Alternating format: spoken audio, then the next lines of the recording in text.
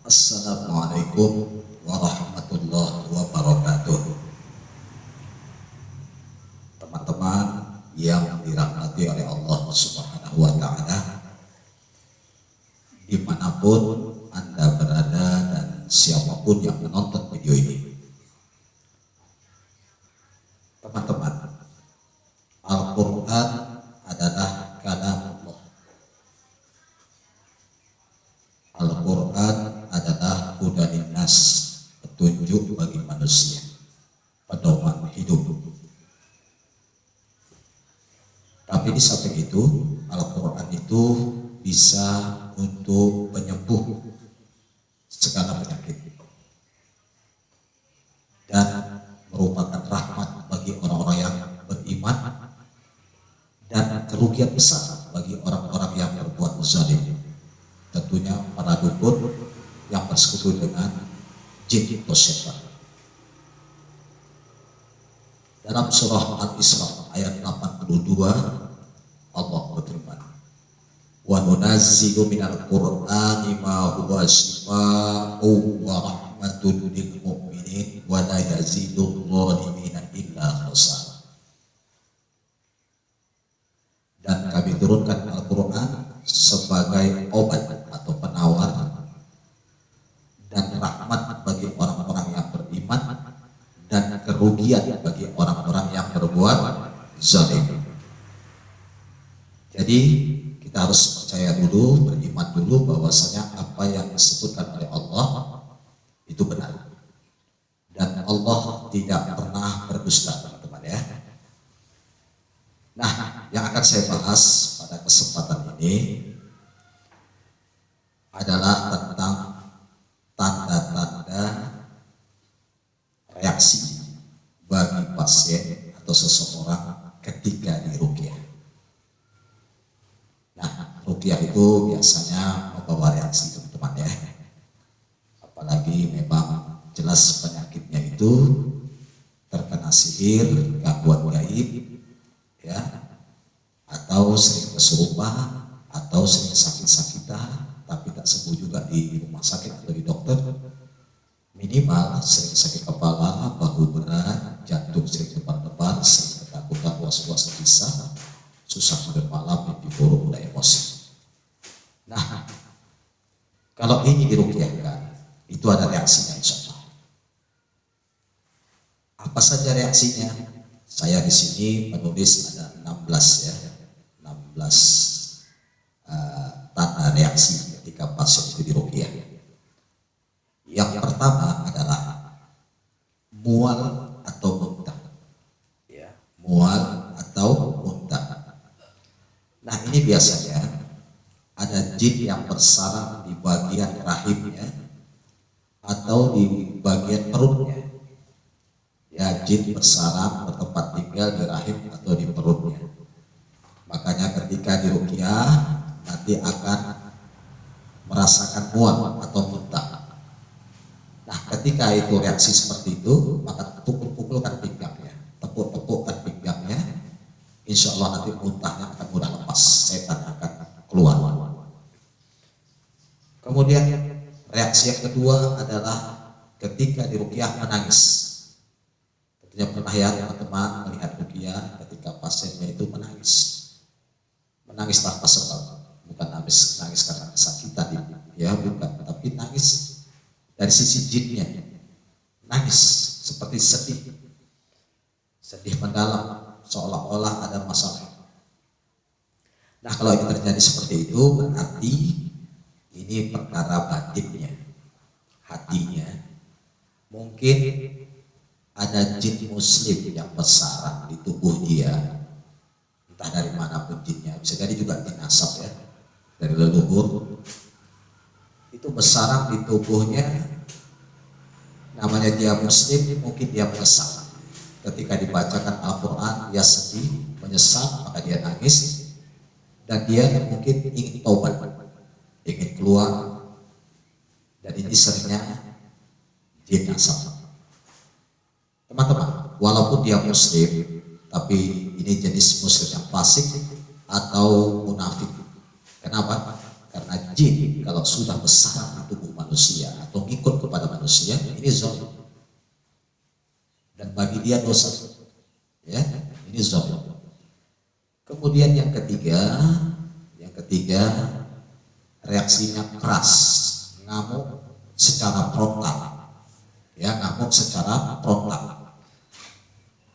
Nah, ini yang perlu digali tentang masa lalunya. Mungkin ada masa lalunya yang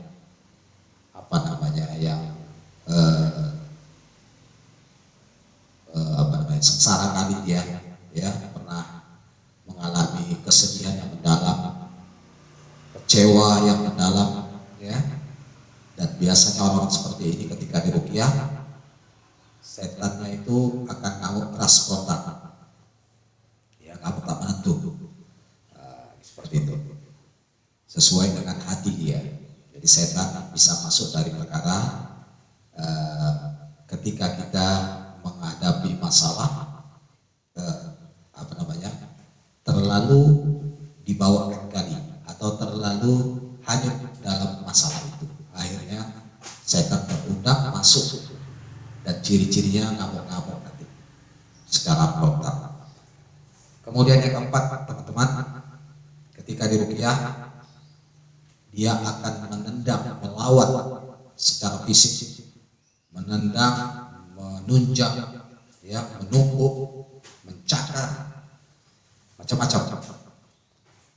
Dan ini saya pernah mengalami, ya. Sebenarnya banyak yang harus saya ceritakan, tapi nggak mungkin. Saya satu aja saya ceritakan. Saya pernah meruqyah istrinya, diundang oleh pasien untuk meruqyah istrinya. Dan saya biasanya kalau meruqyah pasien, suami istri saya gandeng. Karena untuk mencari diagnosa, mungkin juga sebab suami kan. Nah, maka saya gandeng, saya suruh pegang tangan istrinya. Tujuannya meruqyah istri.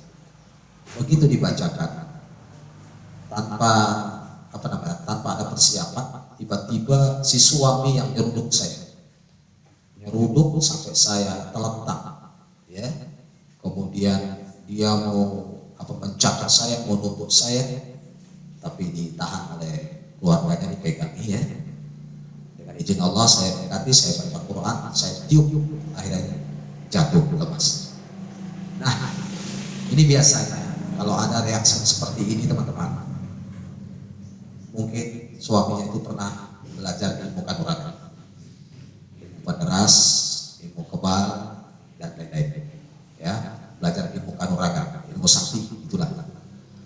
Jadi reaksinya seperti itu, bahkan kadang-kadang seperti orang main silat, ya, seperti orang kanuragan silat, ini karena pernah belajar ilmu itu, ya, ilmu sihir kanuragan.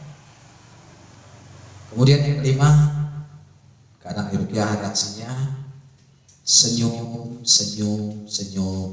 tenang, ya, tampak tenang. Nah, ini biasanya jin yang karena pernah diundang oleh si pasien, pernah diundang, senyum, tenang, remeh, ya, sepede sama peruqyahnya, seolah-olah tidak dapat diruqyahkan. Dan ini biasanya jin yang pernah diundang melalui amalan, ya, melalui sebuah amalan. Bisa jadi pernah mengamalkan puasa pemutih, puasa padi kendi, puasa bulan, puasa yang tidak ada syariat, atau pernah mengamalkan suatu zikir tapi caranya tidak sesuai syariat. Bisa jadi bacaan zikirnya benar, kalimat-kalimat thayyibah yang dibaca, akan tetapi ada syarat. Syaratnya apa? Misalnya harus di tempat yang gelap, tidak boleh kena cahaya lampu, tidak boleh kena sinar matahari. Itu setan sengaja memberi syarat seperti itu, ya. Nah, diamalkanlah sama orang tadi, akhirnya jin datang sebagai kononnya, jin terundang. Makanya ketika diruqyah nanti senyum-senyum, seolah-olah tenang dan menganggap remeh sama keruqyahnya. Nah, kalau ini terjadi seperti ini, pasien ini harus suruh tobat. Ya, harus tobat dan perlu baca ikrar terputus supaya setannya merasa dicerai, dipisahkan, baru diruqyahkan. Kemudian yang keenam, kadang pasien diruqyah itu bisa pingsan, ya, pingsan, telentang, jatuh, ya, dan seperti itu. Kemudian yang ketujuh, ada di ruqyah reaksinya ngomel-ngomel, merepet-merepet, ya. Dan kalau ini terjadi seperti ini biasanya jinnya tukang bohong, tukang dusta. Banyak cerita kan tukang bohong, ya. Jadi biasanya ngomel-ngomel, merepet-merepet. Nanti ditanya dari mana, dia nunjuk dari tetangga. Nah, ini jin yang suka bohong, ngefitnah.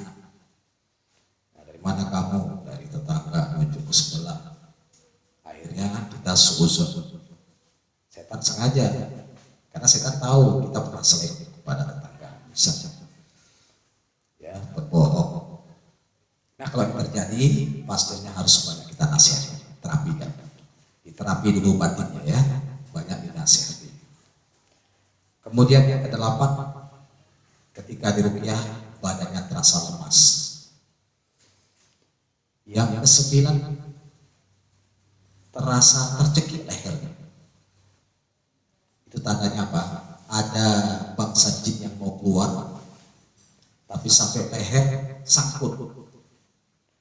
Jadi si pasien merasakan seperti lehernya kecekik, ya, sampai leher sangkut, tak bisa keluar. Bahkan kadang kita dorong-dorong tak keluar-keluar juga. Kita bantu, ya, tak mau keluar. Itu tandanya apa? Ada jimat, ada tangga, mungkin ada syarat-syarat rumah. Mungkin kalau berdagang kita pelaris, ada isi muafak di atas pintu rumahnya, di atas pintu tokonya, ya, atau ada buah guntur gantung di atas rumah. Alasan syarat rumah, buah kelapa satu gandeng, buah pisang satu tandan, ya. Nah, atau juga mungkin ada benda-benda yang diagungkan atau dikeramatkan, seperti keris, pedang, batu cincin yang diisi, apa saja benda, ya, benda-benda yang mistik yang pernah dipuja, yang tiap bulan suro mungkin dimandikan, ya. Nah, itu pasti reaksinya ketika diruqyah seperti paek kuat, sangkut sampai ke leher. Jadi caranya benda-benda itu semua dimusnahkan, dibakar, supaya putus mata rantainya, supaya putus benang merahnya. Setan pun mudah keluar. Kadang mau keluar tapi nggak bisa keluar. Kalau ada benda-benda, kenapa dia mau keluar? Sudah nggak tahan, sudah terpojok, diruqyahkan, kepanasan, terbakar, mau keluar ya tapi tak bisa. Nah, itu benda-benda jimat-jimat tangkal itu dicari, kumpulkan semua. Mungkin di badannya ada jimat benang 3 warna, ya, apa saja. Mungkin ada telur angsa busuk ditanam di sudut-sudut rumah, bongkar, musnahkan, bakar, ya. Insya Allah kalau itu dilakukan, setannya akan mudah keluar dan pasien pun akan sembuh. Ya, kemudian yang ke-10, ketika diruqyah reaksinya hilang-hilang. Maksudnya kadang ada nampak muncul reaksinya seperti kesurupan, itu hilang lagi. Kesurupan hilang lagi. Kesurupan sadar. Ada seperti itu ketika diruqyah. Ini pertanda teman-teman yang dirahmati oleh Allah Subhanahu wa taala. Itu jinnya keluar masuk. Kadang masuk, kadang keluar, kadang masuk, kadang keluar, ya. Itu tandanya. Kemudian yang ke-11, ketika diruqyah pasien seperti ada penampakan secara visual, kayak terbayang wajah seseorang, wajah orang yang pernah mengecewakan dia, berbuat zalim kepada dia, sakit hati sama dia, ya, mungkin dia sakit hati sama si pasiennya, terbayang wajahnya. Nah, secara visual tentang masa-masa yang lalu terbayang kejadian-kejadian masa yang lalu yang pernah selek lah mungkin sama orang, terbayang wajah secara visual. Ini tandanya ya ada ada masalah di masa yang lalu. Jadi setan itu kadang menunjukkan Allah tunjukkan ya, dengan izin Allah tunjukkan siapa yang mengirim atau yang kadang bisa seperti itu. Kemudian yang ke-12, ketika diruqyah terasa ringan dan pres bahkan plong. Ini tandanya jinnya betul-betul kuat. Ringan, enteng, pres, plong. Sudah mulai mau makan, sudah mau tidur ya. Biasanya banyak makan, banyak tidur ya. Lebih plong, tidak berhalusinasi ya. Ini tandanya jinnya betul-betul kuat dan sertai lemas juga biasanya. Tergantung para tidaknya ya, kadang mau sampai 3 hari lemas. Tapi lemasnya itu ringan, pres dan plong. Kemudian yang ke-13, ketika diruqyah atau ketika diruqyah, walaupun dia sudah sadar, mungkin awalnya kesurupan terus sadar, tapi badan itu kalau jalan dia seperti melayang-layang, seolah-olah nggak mijak bumi, melayang-layang sampai sempoyongan ya. Ini artinya jinnya sudah terkena serang dari ruqyah tadi, efek dari ruqyah tadi. Jadi jinnya ini dah babak belur, istilah orang sudah dihajar babak belur, tapi dia belum keluar. Nah, makanya si pasien jalannya masih melayang-layang dan sempoyongan, seolah-olah nggak bijak bumi. Ini caranya diruqyahkan lagi. Kadang jin tidak menyerah begitu saja. Kadang ruqyah juga perlu diulang-ulang. Kemudian sampai kapan? Sampai pas, sampai normal ya. Kemudian yang ke-14, ketika diruqyah terasa panas ya, terasa nyeri di pinggang, bahkan ada dingin yang luar biasa ketika diruqyah. Itu reaksi. Kemudian yang ke-15, dada terasa sesak ketika diruqyah. Nah, ini tentunya ada beban masa yang lalu yang belum diselesaikan. Saya pernah meruqyah pasien asal diruqyah, dadanya sesak, sakit. Udah sadar masih terasa sesak, sakit. Saya ruqyahkan lagi. Rupanya dia punya janji sama seseorang, ingin membayar utang 10 juta. Jatuh tempo, sudah waktunya, dia bingung ya, kan beban nih. Akhirnya dari sebab itulah setan bisa masuk besar ke dadanya, maka dada terasa sesak ya. Kadang sudah dipasang tabung oksigen pun tetap sesak, dan ini tandanya penyakit setan ya teman-teman. Kemudian yang ke-16, ketika diruqyah kesurupan menertawakan, ketawa-ketawa, bahkan ada yang senyum-senyum seolah-olah meremehkan si pasien. Ini tandanya ada jin bersembunyi. Bersembunyi di mana? Bisa jadi di jimat, di tangga, di sarat rumah ya, benar-benar diagungkan, dikeramatkan, atau bersembunyi di tubuh di antara keluarga. Kadang bersarang di bapaknya, atau penyebabnya bapaknya, atau mamanya, atau kakeknya, atau neneknya, atau ada di adiknya. Makanya perlu ruqyah itu satu keluarga, kalau bisa diruqyahkan semua. Walaupun niatnya meruqyah satu orang, tapi sekeluarga itu digabungkan semua diruqyah. Jadi setan itu tidak sembunyi ke sana, tidak sembunyi kemari. Jadi lekas ketahuan. Jadi ada 16 ya tanda-tanda reaksi ketika pasien diruqyah. Jadi mudah-mudahan teman-teman ya, apa yang saya sampaikan ini bisa menjadi pelajaran bagi kita semua, supaya kita lebih mengenal, oh ini kayak gini, oh ini kayak gini. Karena ini berdasarkan pengalaman-pengalaman peruqyah ya. 16 tanda ini pengalaman Maksud saya sering menghadapi pasien, ciri-ciri yang saya jelaskan tadi semua itu. Demikian saya teman-teman, mudah-mudahan video ini bermanfaat. Barakallahu fikum. Assalamualaikum warahmatullahi wabarakatuh.